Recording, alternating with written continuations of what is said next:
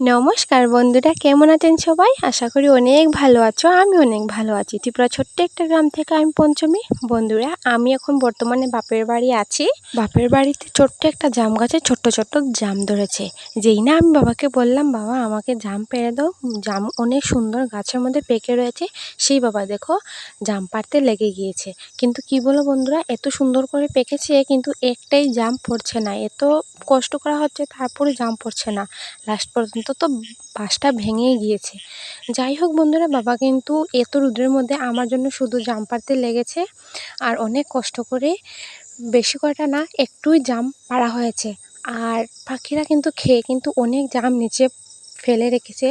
কিন্তু ও জাম দেখে আর কি ভীষণ ভালো লাগছে। কিন্তু আমরা যখন পাড়তে গিয়েছিলাম তখন তো অত বেশি পড়ছে না।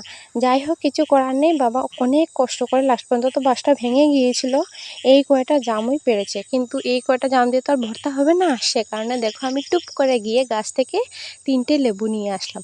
লেবু নিয়ে কিন্তু ধুয়ে আমি ছুলতে বসে গিয়েছি। আর এখন ভাবলাম যে জাম মাখা তো আর খাওয়া হলো না, তো এই লেবুগুলো মাখা করে নেব। এখন দুপুরে রোদ্রে খেতে বেশ ভালো লাগবে।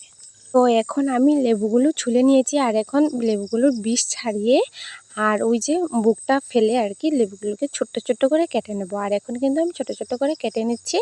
আর তোমরা কারা কারা এরকম লেবু মাখা খেয়েছো অবশ্যই কমেন্টে জানিও। আর এখন গরমের সময় এত রৌদ্র হয় না দুপুরবেলায়, এরকম টক জাতীয় কিছু খাবার খেলে কিন্তু ভীষণ ভালো লাগে।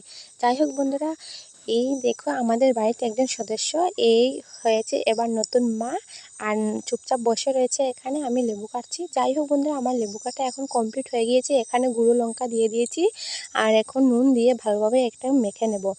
আর আমার মুখে তো কি বলবো বন্ধুরা, মানে একদম আমি মাখাটা করতে পারছি না, আমার মুখে একদম লালা চলে আসছে। তোমাদের কাদের কাদের এমন হচ্ছে অবশ্যই কিন্তু কমেন্টে জানিও। যাই হোক বন্ধুরা, এখন আমি লেবু মাখাটা কমপ্লিট করে নিয়েছি। আর ভাবলাম যে একটু কলা পাতা নিয়ে আসি, তো সে কারণে দেখো যেমন ভাবা তেমন কাজ, ছোট্ট কলা পাতা একটু করে নিয়ে এসেছি। আর এখানে ভর্তাটা নিয়ে নিয়েছি, আর এখন আমি খাচ্ছি। কিন্তু ভীষণ ভালো হয়েছে খেতে। আর মুখে এক্সপ্রেশন দেখে বুঝতেই পারছো যে কেমন হয়েছে। আর যাদের যাদের এরকম খাওনি অবশ্যই একবার ট্রাই করে দেখতে পারো। এই দুপুরের রোদের মধ্যে টক টক ঝাল ঝাল খেতে কিন্তু ভীষণ ভালো লাগে।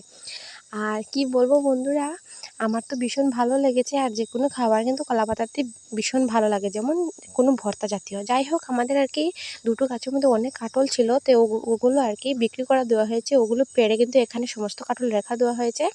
আর ওরা কিন্তু কাঁঠাল পেড়ে কিন্তু চলে গিয়েছিলো, রাত্রেবেলা গাড়ি নিয়ে আসছিলো। আর এখন ওই গাড়ির মধ্যেই কিন্তু কাঁঠালগুলো তোলা হচ্ছে। তো একে একে করে সব কাঁঠালই মানে তোলা হয়ে যাচ্ছে। আর তোমরা কিন্তু ভিডিওটা পুরো দেখতে থাকো, লাস্ট অবধি আমার সাথে থেকো। যাই হোক বন্ধুরা, এখন কিন্তু প্রায় অর্ধেকের মতো আর কি কাঁঠাল তোলা হয়ে গিয়েছে গাড়ির মধ্যে। আর তোমাদেরকে তো দেখাচ্ছি আমি। তো এখন আমি বাড়িতে বর্তমানে এসে গেছি, আর শ্বশুর বাড়িতে আর কি। তো সে কারণে তোমাদের সাথে ভিডিও শেয়ার করছি। আর বাপের বাড়ি ছিলাম তখন তো আর পারছি না, তাই। যাই হোক বন্ধুরা, এখন দেখো কাঁঠাল কমপ্লিট হয়ে গিয়েছে গাড়ির মধ্যে তোলা। তো এখন গাড়িটা চলে যাবে, কারণ কাঁঠাল কমপ্লিট হয়ে গিয়েছে তোলা, তো সেখানে তো গাড়ি তো চলেই যাবে, তাই না? তো যাই হোক, তোমাদের কাছে ভিডিওটা কেমন লেগেছে অবশ্যই কমেন্টে জানিও। ভালো লাগলে লাইক কমেন্ট শেয়ার করতে ভুলো না। দেখা হচ্ছে পরের ভিডিওতে, ততক্ষণের জন্য বাই, টাটা।